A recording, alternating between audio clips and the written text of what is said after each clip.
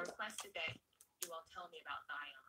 And the reason I did that is because I just wanted to see just what our people think of Zion is. Some said they didn't know. Some basically said location. But what I did notice in the comments was that they were pretty consistent. And the reason I want to make this video is because I want to make you aware of what Zion is, what it really means. And once you learn what it means, you can get a clearer, not clearer, you can get the bigger picture of what's in the scriptures. Because if you've been in the religions of hold on, let me get my volume and stuff working for y'all. Something with my volume. Let me see. We might start it over and see if I can get it louder. There we go. Start it over for y'all. We can hear a little better.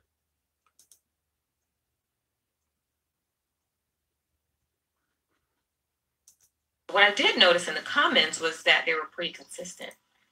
And what our people think of Zion is. Some said they didn't know. Some basically said it's a location. But what I did notice in the comments was that they were pretty consistent. And the reason I want to make this video is because I want to make you aware of what Zion is, what it really means. And once you learn what it means, you can get a clearer, not clearer, you can get the bigger picture of what's in the scriptures. Because if you've been in the religions such as Christianity or Islam or any other religions, Judaism, Roman Catholicism, you name them. If you've been in any of those religions, then they haven't told you the truth about what Zion really is. I know Grace Tate said that he didn't know a thing about Zion beyond what he learned from watching the movie The Matrix. And I would have to agree with him that this is where a lot of us, whether of our people or those who are not of our people, this is where we get our ideas, and it's how we build our idea of reality based on the movies we see, things we see on television, because we take them at face value. It's the same thing we do when we take these scriptures and we read them in the English language. Of course, these were originally written in the Shemitic dialects, but they were translated by our enemies. And they were translated to their language. So when we pick this book up and we read it just as it is. We read it just as what we see on the page. And sometimes when I'm reading these scriptures, I do the exact same thing. And then I have to remind myself, okay, I'm going to have to go to the original language and really dig into this and get the original meaning if I want to get the big picture. So that's why I wanted to talk to you guys about Zion and why I wanted us to talk about it. So what is Zion? What is the word? The word itself. There are at least 4 ways to spell it. I know that in Europe, they spell it with an S. Okay. Over here in the US, we spell it with a Z. You can also spell it with TS, but it's still the same Z sound. You can also spell it, SCION. It still means Zion. But what is it exactly? You'd probably be surprised to know that the word Zion deals with horticulture. And it has to do with grafting.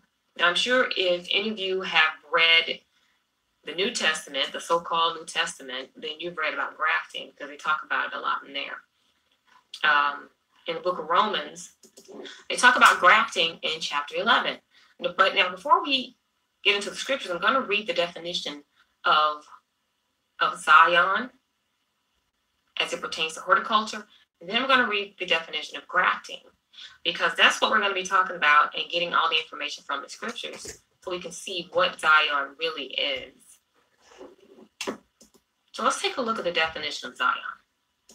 I'm looking in the Merriam-Webster dictionary, and this is what it says of Zion. There are a few definitions here. Some of them don't deal with horticulture. It actually deals with descendancy, a person who descends from a rich family or something. But looking at the definition dealing with plants and trees, or botany, it says that a scion is a piece of a plant that is attached to part of another plant. The fuller definition says a detached living portion of a plant as a bud or shoot, joined to a rootstock in grafting, and usually supply solely aerial parts to a graft. Now notice that there there are two words, there are two phrases mentioned in this definition: a root or rootstock, and then it says scion. Pay attention, Morris. Pay attention, so Morris. Scion itself is actually not the root. It's not the source, but it's actually stuck onto the source or grafted into. But where in the scriptures are we told about the root or the branch? We learn about the root or the rootstock in Isaiah chapter 11. Now, this is what it reads in Isaiah chapter 11 about the root. But it reads, and there must go forth a twig out of the stump or root of Jesse, and out of his roots a sprout will be fruitful. But of course, in technical terms, this would not be called grafting, because this is actually talking about a branch that's actually growing from the rootstock itself. But the reason I'm using it in the context of grafting is because this scripture is making a distinction between a branch that has been grafted on or mixed into and one that has not. So this one here at Isaiah chapter 11 is a good scripture to use when showing someone that grafting is not something that our people did. We did not take the species from one type of tree or flower and then graft it onto a different one. It wasn't something we practiced. Because in the Levitical law, chapter 19:19, we could not mix diverse seed and we could not crossbreed. So what we're going to do is we're going to compare this verse here in Isaiah chapter 11. We're going to compare it to what it says in Romans, because you're going to see a difference. It's a very big difference. In horticulture, if you have a very healthy rootstock, you can actually cut it off at the stump, and it can still reproduce if you cut a bit off from its root. That root can actually start a whole new tree. So that's why it says here in Isaiah chapter 11, and there must go forth a branch out of the root of Jesse, and out of his roots a sprout will be fruitful. So this right here is not a graft. Are we following that, Morris? Context. Rootstock. Peep it. Follow it. Follow it, Morris. The Zion root versus the Zion graft. There's no other species of plant or anything grafted onto this tree. This is an original branch, okay, that's growing out of the root. But let's compare this with what's in the book of Romans. Now, when we get to the book of Romans, we're going to read about Zions. Now, the book of Romans, chapter 11, is basically talking about how our people fell. That's what it's talking about. The fall of our people because of disobedience. But notice in Romans chapter 11, it talks about a Zion. And remember, we're talking about trees, plants, and grafting. So we just read the definition of grafting, or a scion. And after this, I'm going to read the definition of grafting. So in Romans chapter 11, this is what it reads starting in verse 17. Now remember, it's talking about us. The Most High likens humans and angels to trees or plants based on the fruit that we produce. So in Romans chapter 11, verse 17, it reads, however, if some of the branches were broken off, but you, although being a wild olive, were grafted in among them, meaning the original rootstock or branch, and became a sharer of the olive's root of fatness, do not be exulting over the original branch. If though you are exulting over them, it is not you that bear the root, but the root supports you. Now, in this instance, of course, the one who's grafted in that's being mentioned in these verses, those are not of our people, the Gentiles. And so now, if you keep reading on, you're going to read something about a mystery. Now, that word can also be translated as a secret in regards to this grafting, because now those who follow the religion of Christianity have been told that, oh, this just deals with religion. This is just the Gentiles religiously being grafted into the Hebrews' religion. So we're just going to blend all this stuff up here. They were disobedient, they failed. So now Christianity is just going to mix itself right on in there and take over. No, that's not what it's talking about. This is talking about literal. This is dealing with people. Now, that's the secret or the mystery part that they keep hidden. Because I know in the other video I talk about that which they call the esoteric. They'll give you a surface definition, but they'll keep the deep definition, the root, the true meaning, secret. And they call it a mystery. But yeah, this is talking about the mixing that took place in terms of humans. Now, why would they convince themselves that descendants of angels could take the place of the original branch of the descendants of Adam? Of course, that goes back to the two seeds, the enmity between the two seeds in the book of Genesis. I will put enmity between you and the woman and between your seed and her seed. So they think that they have actually taken over the planet. I mean, they rule it, but they don't realize.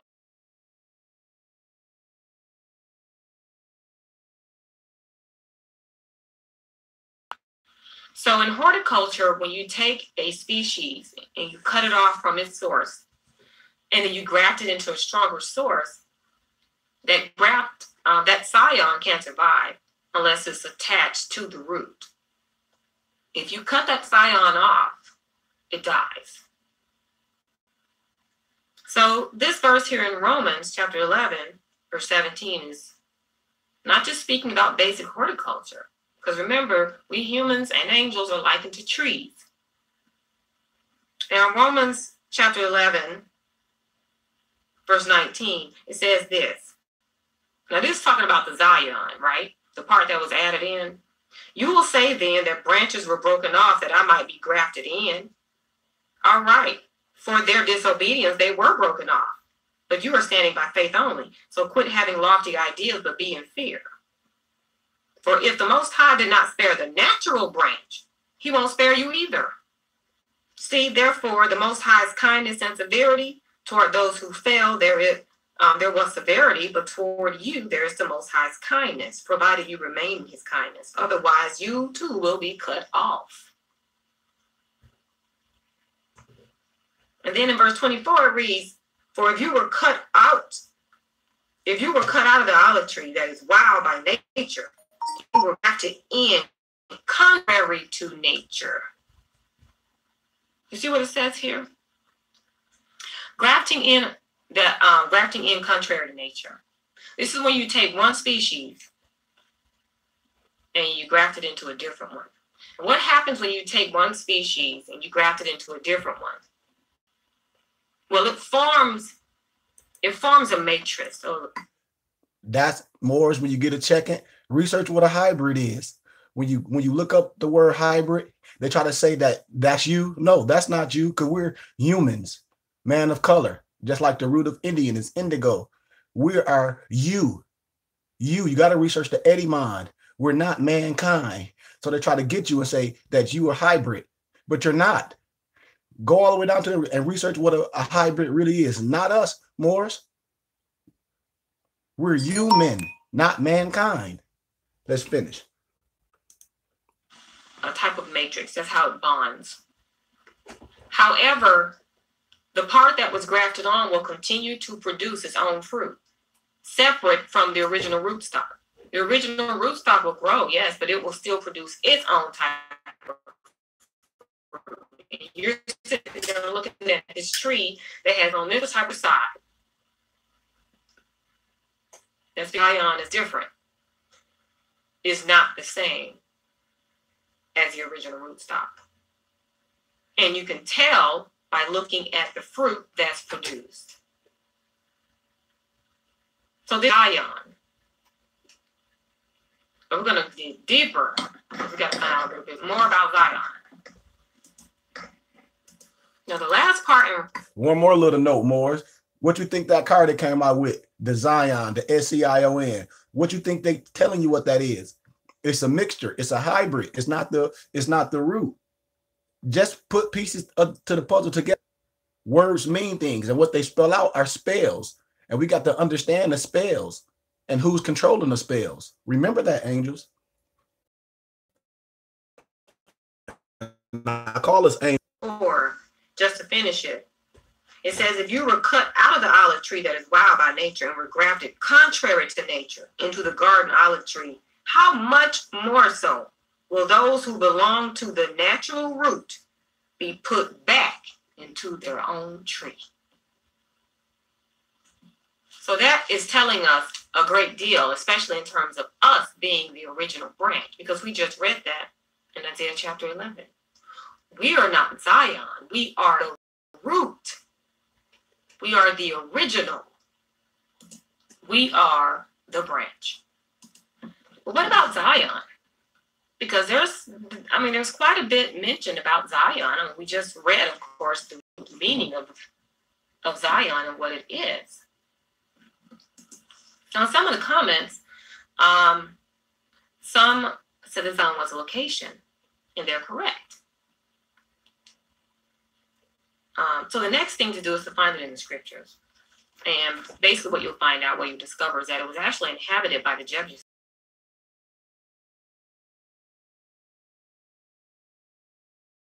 That over there in Canaan, as well as some other locations, that's where the giants were at.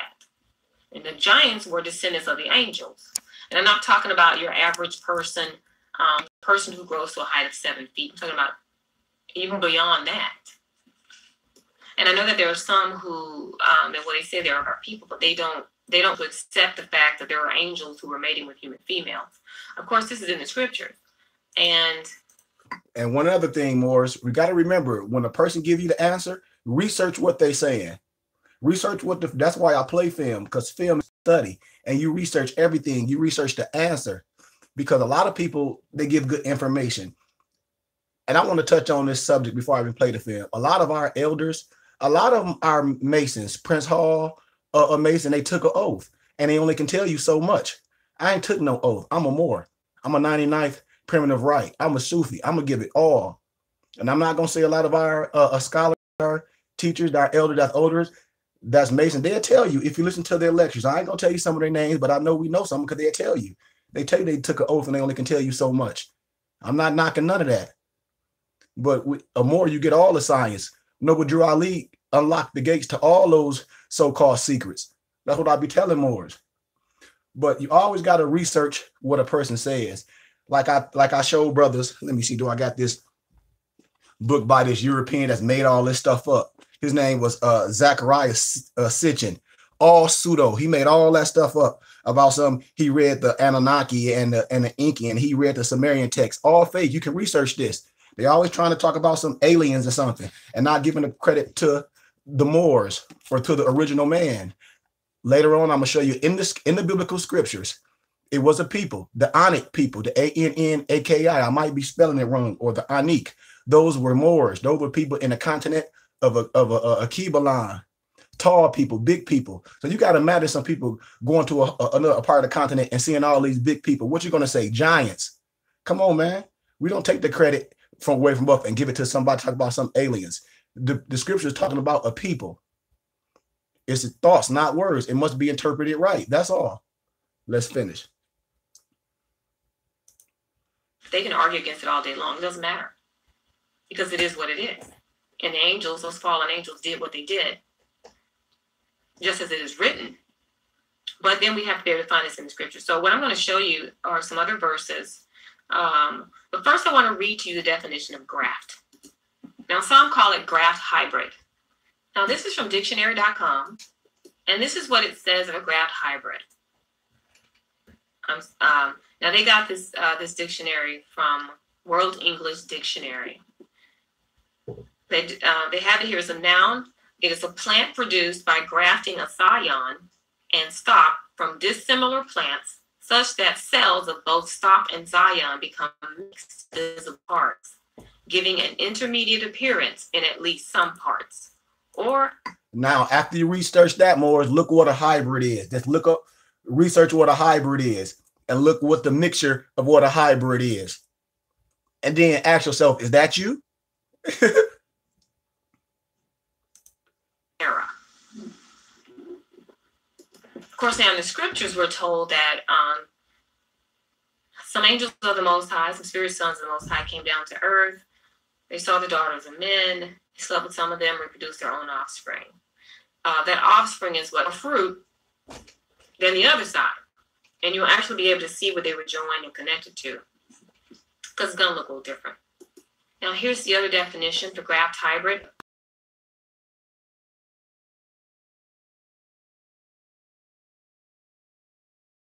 Used by grafting, in which tissue from a scion and stock are intimately linked in the new growth, especially a shoot of a grafted plant that exhibits such mingling. And then they tell you to look at the word chimera. Now let's go find this place in the scriptures called Zion. It's actually, and it was a place that that King David actually went in and took.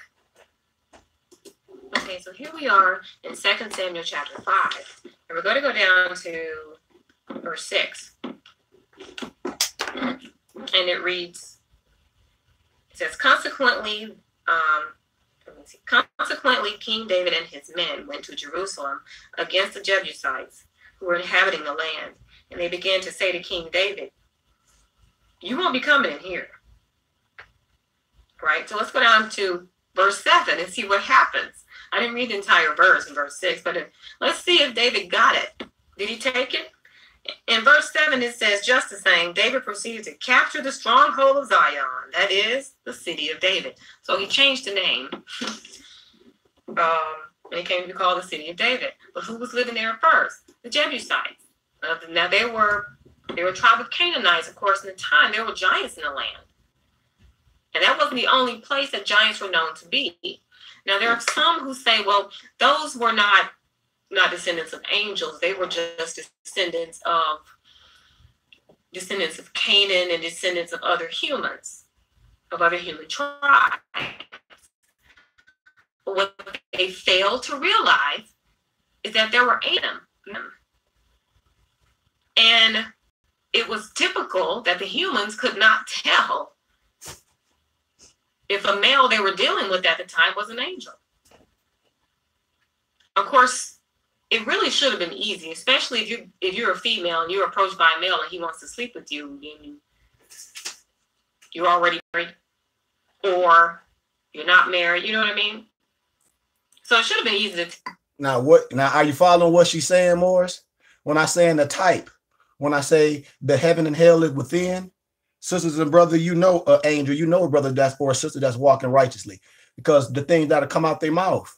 I said, don't get caught up in somebody all dressed up because they got a fez on and they this and that, and they come in with that religious dogma. We're Moors, we're scientists. We come in love, truth, peace, freedom, justice. So check the stop. But let's take a look in the scriptures, and we're going to see that there are angels present. They will come down and deliver messages and things of that nature. If you go back to what we're told about what happened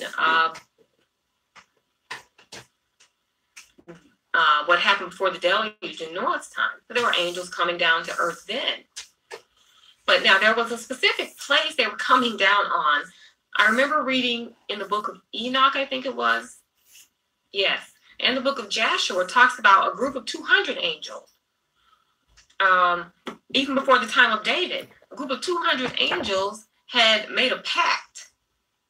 They had agreed to come down to earth. But you'll be surprised the location they came down to. Let's check that out first. Well, what you're going to discover is it was what they call Mount Zion, but it had another name. What I do here is I'm going to quote from the book of Enoch. I think I said Jasher before, but it's the book of Jubilees, the other one. And it might be Jasher as well. But I do know that it's Enoch and Jubilees. So this is what it says in the book of Enoch. It says, and it came to pass when the children of men had multiplied, that in those days were born unto them beautiful and comely daughters. And the angels, the children of heaven, saw for them one another, come, let us choose us wives from among the children of men and beget us children. And Shemyaza, who was their leader, said unto them, I fear you will not agree to do this deed, and I alone shall have to pay the penalty of a great sin. And they all answered him and said, let us swear an oath. We'll bind ourselves by mutual agreement not to abandon the plan, but we'll do this thing. Then swore they all together and bound themselves by mutual agreement. And they were in all 200 who descended in the days of Jared on the summit of Mount Hermon. And they called it Mount Hermon because they had sworn and bound themselves by mutual agreement upon it. So this particular group of angels, they came down from heaven. Now they were on Mount Hermon. Now it's also called Mount Zion. Of course, we know what a Zion is now. We looked up the definition of Zion. And Morris, you got to understand when we're talking about esoteric, when I be saying esoteric and exoteric, the story is really explaining the story. She's talking about the men that came down. So we got to get this. We ain't talking about no Greek mythology, no Greek mythology like we see coming down mixed. We got to understand the powers and what she's saying, the esotericness, so we can understand who we are.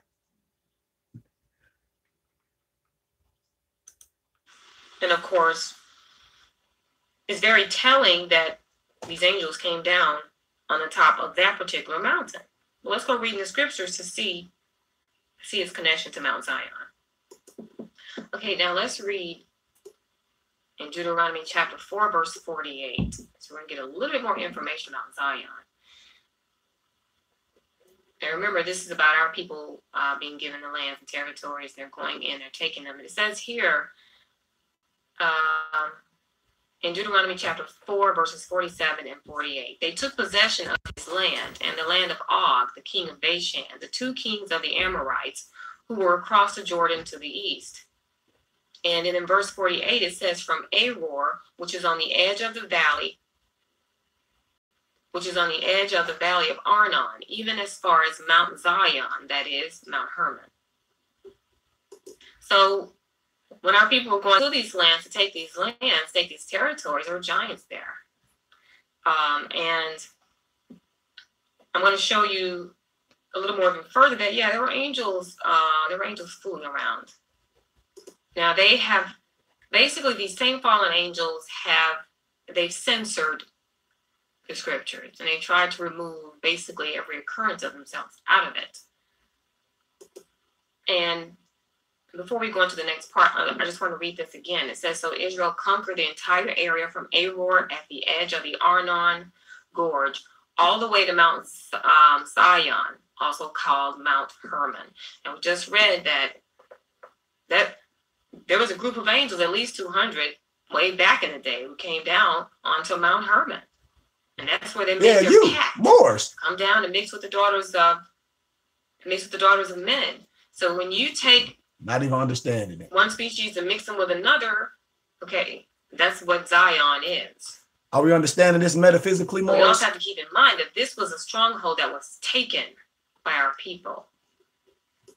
Now, I know that there are some of you who still just don't want to accept that angels were. Morris, do we understand this metaphysically? I hope we do. I hope we're not getting caught up in a religious story. That's why the scriptures must be interpreted, but it must be interpreted the right way.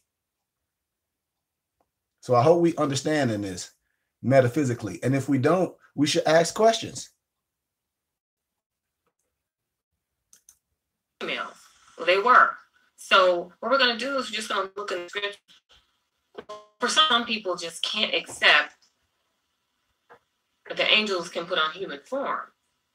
And of course, we're told time and again that they do it in the scriptures. We've seen too many scriptures where angels come down, they bring messages, they go back home.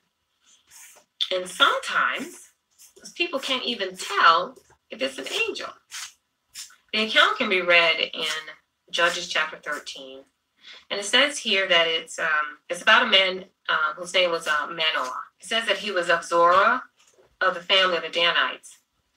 And apparently his wife was barren. And she went to him and told him that an angel came to her and told her that she would give birth to a son.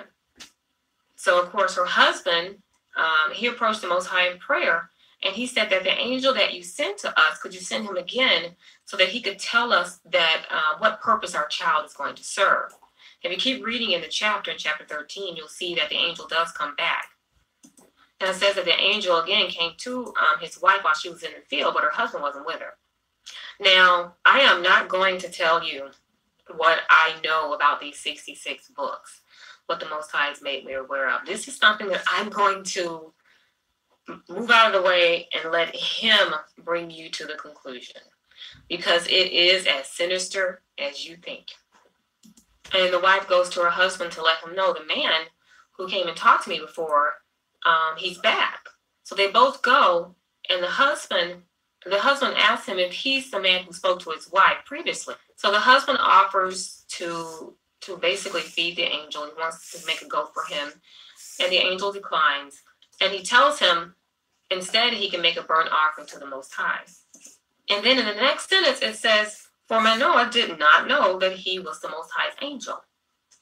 Now, if you keep reading on down in the verse, you're going to see where the fire that the husband prepared, this angel transformed himself, and it says he ascended up into heaven in the flames.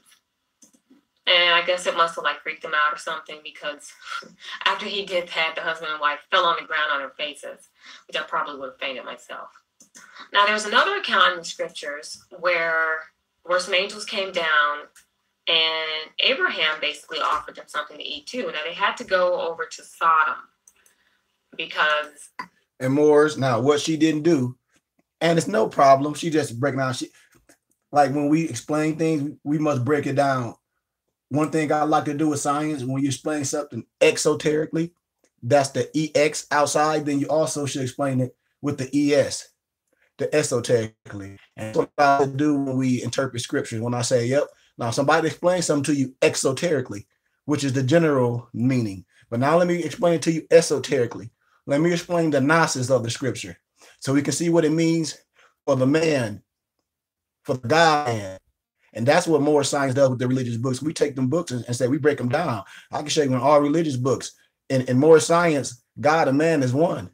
So when we explain any religious text, I break it down esoterically and esoterically, so you can understand both degrees more. Let's finish. They were basically, according to the scriptures, they were going over to take a survey to see if the reports that were coming up to heaven, and I'm guessing it was in the form of prayers, were true about the location, what was going on there. So they went there, and of course, you know the story. When they went into Lot's home, they had to barricade themselves in there because the men were crowding around the house trying to get in to get the men they thought were men that they saw going in there. Apparently, it must have been very attractive for them to want to kick down his door to get to them. Of course, we know they were angels. But this happened again. In Judges chapter 19, we start reading there, we see that it says there's a Levite here. It says, now it happened in those days that there was no king in Israel. And it came about that a certain Levite was residing for a time in the remotest parts of the mountainous regions of Ephraim. In time, he took as his wife a concubine from Bethlehem in Judah. So now we already know what's wrong with that from the beginning. It's a Levite. They can't take concubines as wives. Let's take a look. But he did. Now, if you keep reading in this story, what you're going to come up on is verse 22.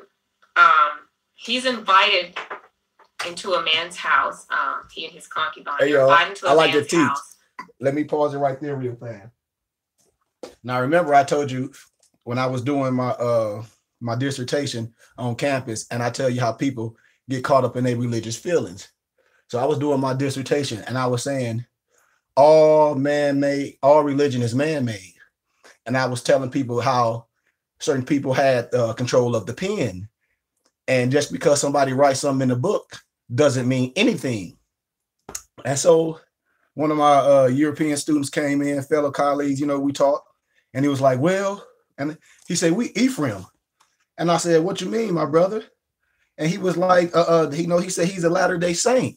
He's like, we Ephraim. I said, brother, a religion that's not accurate. And all the professors, all nationality, they was like laughing. And so I have their literature. and they try to explain that they're them, a religion. And we know that's not true. If you research and you understand language, you know who Ephraim is. See, this book right here is written by a religious group. So when the person is writing from a religious perspective, they're promulgating their religious perspective. I said scholarship, we come from our own scholarship. And when we're Moors, we come from history and law. So this book, no good. And she pulled this book out and she tripped out when I pulled it out. I said, no disrespect, but I love to study. And I study both sides for I can understand both perspectives. So I can be fully armored, understanding everything from linguistics to everything. So let me tell you what it says. If you know what Ephraim is and who Ephraim represents, then you will understand this. And they say chosen. They say they're chosen of the Lord. And I'm not even going to read it all. Yes, I am. Many members of the Church of Jesus Christ of Latter-day Saints are puzzled when they receive their patriarchal blessings and learn they are from the lineage of Ephraim. You see? So all religion, like I said, they write themselves in the books. Listen what it says. The book analyzed the scriptures and statements made by modern day prophets, which illuminate the road descendants of Ephraim have been prepared for the world for the second coming of the Savior. Okay, what second coming? Let's finish. By understanding the attendant blessings which await them successfully complete their foreordained tasks. But listen to this. This book is easy enough for a new church member to understand and yet successfully challenge the visionary imagination of the most devoted gospel scholar. Ephraim, chosen of the Lord, is a work that takes the readers to the pre-earth blah, blah, blah, blah, blah. But it says, no wonder the Church of Latter-day Saints and the church are trying to put themselves as the people. And I say, you have to read between the lines even when European Jews say they're the lineage of David. No disrespect. I love everybody, but that's not history. And when I tell people, I don't care about your religion. You know, when I did lectures on campus with all different religions, when I was doing my dissertation, you can't put your religious feelings in it. And I tell brothers and sisters, I study all religious books from the Quran, from the Bible, from the Indian scriptures to the Tibetan, all religious scriptures, and you can find yourself in all books. You must know medieval times. You must know dark ages. You must know antiquity. You must know dispensations. You must know all the different time periods. You must know dates. You must know linguistics. You must know Paleo Hebrew. You must know the difference from modern history and ancient history. Modern and ancient, even with language. Come on, Morris, let's finish. For rest and basically for hospitality. And they go in, and as soon as they go in, the door closes. It says here in verse 22, while they were making their hearts merry, look, the men of the city, mere good-for-nothing men. And in this Bible here that I have in the footnote, this is what it says about verse 22, how it's actually translated. It says men of the sons of Belial. Now, if you know what the word Belial means, it's very interesting that a lot of Bibles do not put the correct translation here. It just says good for nothing men. But in the footnote, it says that it literally translated, it should be men of the sons of Belial. Now, the word Belial means mixed feed, or just mixed in general. Now, keep in mind, we're talking about grafting, which is another form of mixing. When you take a different part of a species, a plant or tree, you graft it in another. So it's very interesting here that it says men of the sons of Belial. But what were they doing? They were trying to kick in the door of this man's house because they wanted the man who they had seen going in there. Why? Because they wanted to have intercourse with him. And then if you keep reading this horrific story, you're going to find out that the man of the house tells them, don't do this.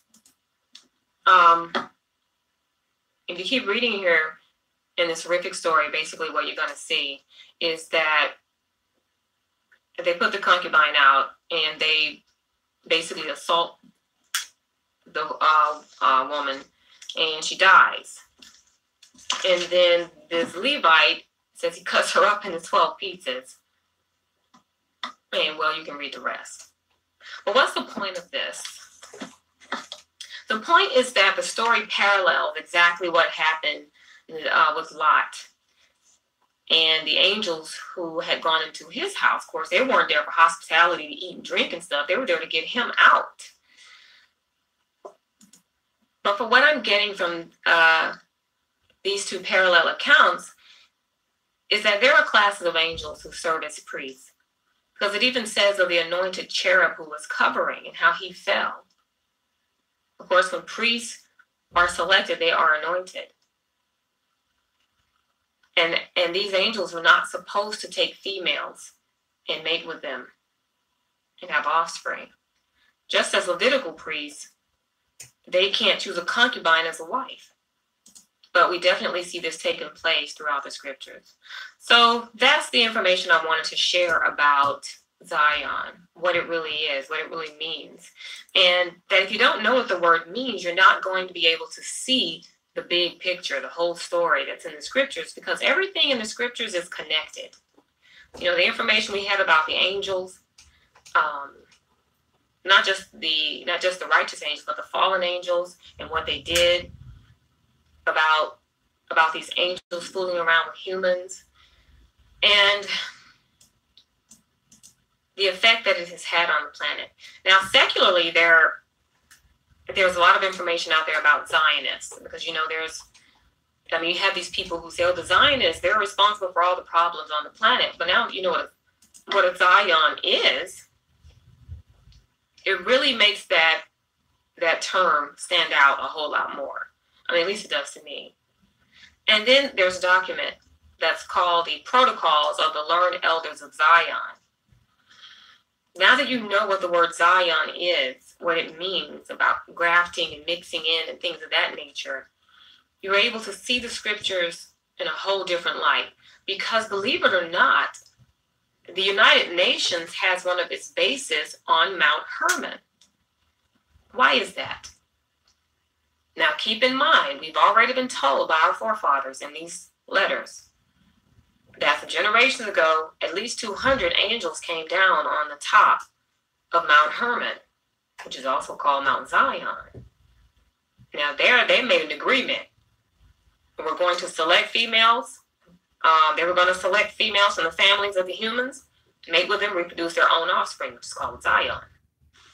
Now, yes, I know that we can actually be put back into our tree, but we're not a graft hybrid. We're not hybrids. See, we're talking about graft hybrids. But they came down on the summit of Mount Hermon, Mount Zion. Of course, the Most High said, I'm going to give you this territory. But we're not there because they took it back. Now, why would the UN have a base up there? What are they doing up there? Keep in mind, these individuals that you're dealing with now, you see up here, the verse we read where, what was his name? Manoah? He couldn't even tell that was an angel he was talking to. It looked like a man. And the reason I'm sharing these things with you is because you guys are going to start seeing some weird stuff taking place on this planet. You're already seeing a lot of it taking place now. Just don't be deceived. Because I've said it before in some of my other videos, and maybe some people may have looked sideways and thought, what is she talking about? That there are certain individuals on this planet who look human, but they are not. We just saw this in the scripture. Well. Oh, y'all ready? All right. Well, Morris, that's it. Just wanted to give y'all a little snippet. When, I tell brothers, man, always research. What's up, family? Always research, study, man. And don't get caught up in nobody trying to get you with their religious dogma. Study, man. And we interpret all biblical texts. Understand the esoteric and the exo. Don't be afraid to study, Morris. Don't be afraid to ask questions.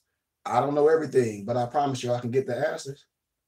This is what Morris do. This is what I'm about, Morris. Check me out. This is what we do. If we're going to show some righteous stuff. We don't show no crap. This is what my life is about, Morris. It's real. We study, we research, we train, we educate, we motivate. I love you all. Love, truth, peace, freedom, justice. Oh, that the sister. Let me see. I forget her name. Let me see. Her name is Man, I can get her name. But the name of the film is let me see. Let me see what the name of the film is. The Root versus the Zion Graft. And she got a couple more good things out. Like I said, I like to research everything and get the essence of things and break things down. And and that's what we should do. We don't have to agree with everything, but we understand the laws and the principles. Like she got one, Zephaniah 3 and 9 that I played yesterday. She got a couple things. She got the Yahweh code. Oh, and the brother was asking me this one. Okay, this what I wanted to. I told my brothers and sisters I'm gonna break down for y'all tomorrow because I'm gonna share something with y'all about the prayer and how people be getting things wrong and why we don't have to do certain things anymore and more science. But I'm gonna break these things down for y'all. This volume 1 and 2. This volume 3 and 4. And when I see, we see the God man, everything break down to our body. The most holy place is us, the holy place, the court around about, which is the gate. I'm gonna break all this down metaphysically when I say Aya, Asher, Aya, and certain things. So we're gonna break this down, man, and what this all about. I love you all. Love, truth, peace,